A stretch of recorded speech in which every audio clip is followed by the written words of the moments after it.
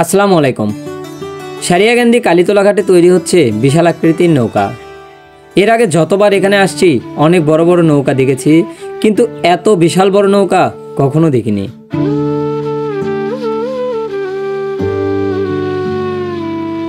দূর থেকে দেখতে পেয়ে ছুটে গেলাম বিশাল নৌকার কাছে, জানার জন্য এটি কেন বানানো হচ্ছে। কাছে যাবার পরে বুঝলাম এ তো শুধু বড় নয়, আমার উচ্চতার 2 জন মানুষের সমান।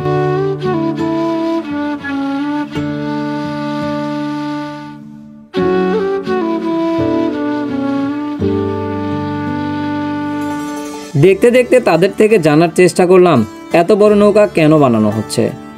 আসলে আমাদের বগুড়া বর্তমানে অনেক উন্নত হয়ে গেছে, কেননা এসব কাজ এখন বগুড়া বা নদীর পাড়েই করা হচ্ছিল।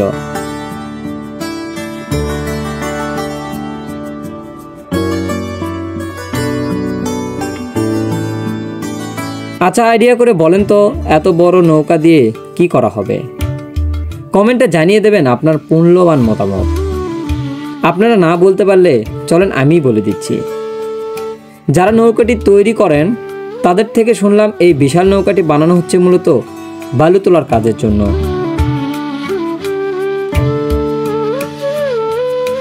এই নৌকার মাঝে বালু তোলার মেশিন বসানো হবে। নদীর গভীর তলদেশ থেকে এটি দিয়ে বালু উত্তোলন করা হবে, আর এই জন্যই এত বড় নৌকা নদীর ধারেই বানানো হচ্ছে।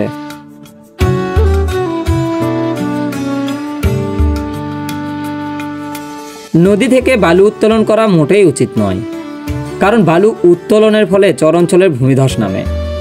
নৌকাটি মোটামুটি তৈরি হয়ে গিয়েছে।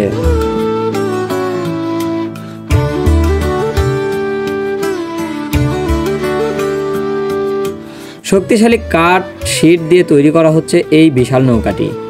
আরও শুনলাম একসাথে 6 জন মানুষ মিলে টানা 1 মাস যাবৎ কাজ করে বানানো হচ্ছে এই নৌকা।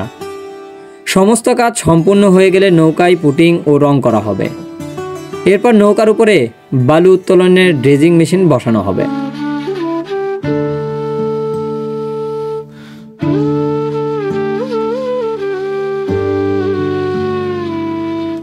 সবকিছু শোনার পরে আমি হতবাক হলাম যে এত বড় একটি কাজ এখানেই করা হচ্ছে।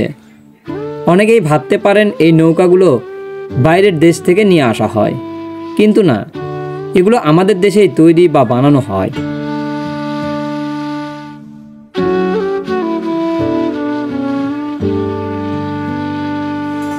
বেশ ভালো লাগলো এটি ভেবে যে এখন অনেক কাজই দেশেই হয়ে থাকে। যাই হোক, আমাদের দেশে এখন শিল্প কলকারখানার দিক থেকে প্রায় সব কাজ করতে সক্ষম হচ্ছে।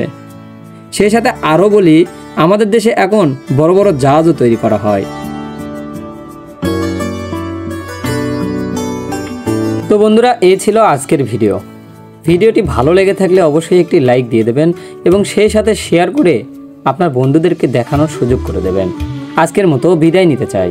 সবাই ভালো থাকবেন, সুস্থ থাকবেন।